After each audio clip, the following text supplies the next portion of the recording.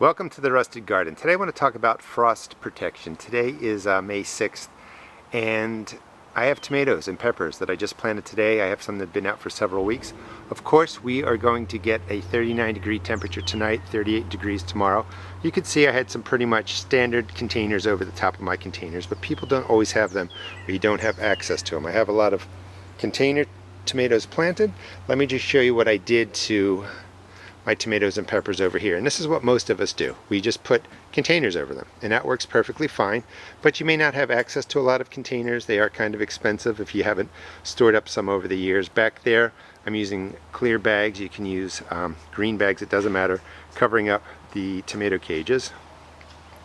When the temperatures get down to 39 degrees, you don't want to play hit or miss. Just because the weathermen say it's going to be 36, 37, 38 degrees, that doesn't mean the temperatures aren't going to vary at night by 6 or 8 degrees and you end up with a frost. Here are some things that you can use that aren't your standard. You can use cardboard boxes. Go ahead and save them. You can cut the bottoms open, flatten them out, and you can save a lot of cardboard boxes and use them for protection. In fact, they do really well because you can see on the edge there's really two pieces of cardboard there between the corrugation, and it really protects them.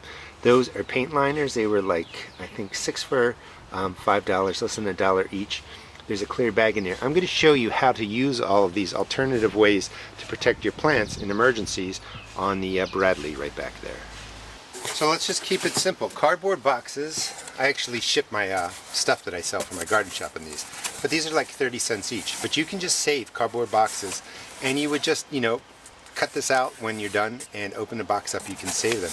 But put the cardboard box right over the top. You could put dirt onto these flaps. This way the wind won't blow them over. I'm going to show you how to use plastic bags too. But you can get these garden staples basically for putting down weed block barrier and stuff like that. You would just push it right onto the flap, press it in, and you will secure your box or bag, when I show you the bag, over your tomato plant. So that's one way. You can use cardboard boxes, and if it rains, these are solid, they're going to last. And if it's raining, not snowing, it means you're not getting a frost, so that's okay. Now, you may not have cardboard boxes, you may not have containers. A couple of sticks. These are shims that I use to write what I'm growing on my plants, or what plants I'm growing. I write on there the names, just like this. We've got the Bradley. They're cedar. They look good, but this way I don't forget things. Any plastic bag then can go over this. The sticks will keep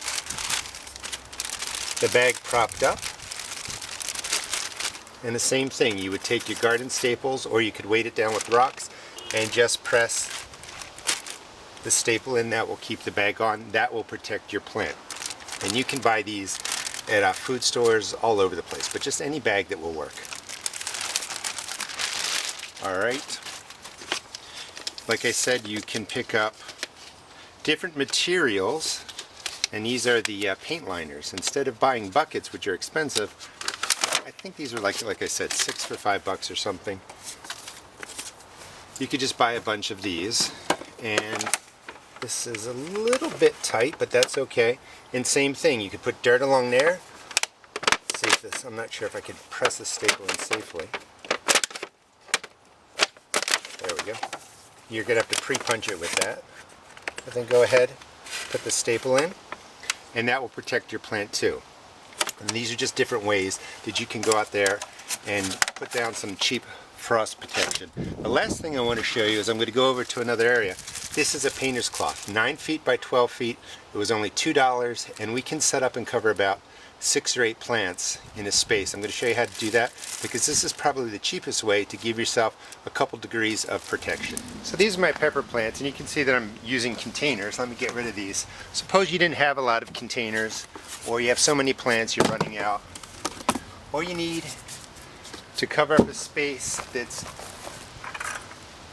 holding your peppers or your tomatoes. Again, you'd get some sticks, set them in the rectangle, just like this, and the sticks are going to keep the plastic from falling onto your pepper plants or your tomato plants. And if the plastic falls onto the leaf, sometimes water will form on the plastic on the underside, and that will freeze and damage your leaf. Painter's cloth, again, it was only $1.98. Now I'm going to cut to save you time, but you would just unroll it, double it, lay it across, and then I'll show you how I secure it with either dirt, rocks, or you could use the staples that I was using up on the deck. So this took about 10 minutes to set up, and you can see that I put a 5-gallon container in the middle, and that's just to prop the plastic up a little bit. You don't really want it laying on your plants, but if it does a little bit, that's okay. Along the edge I put some broken pots. This is an old big sledgehammer top, and you can use these staples, and I would put them about every 4 inches if you're just using the staples, but this will secure the plastic. If you can do this towards the afternoon around 3-4 o'clock, some heat will build up inside of there, but this will protect the plants. It will take care of them. Hopefully after these 2 days I no longer have frost warnings here in Maryland Zone 7, but this is how you can take care of your plants. I know that you worked really hard on them, and I would hate for a night of 38, 39 degrees to turn into a frost that damages your plant. So get out there and protect them. Please check out my seed and garden shop at www.therestagarden.com. Thank you.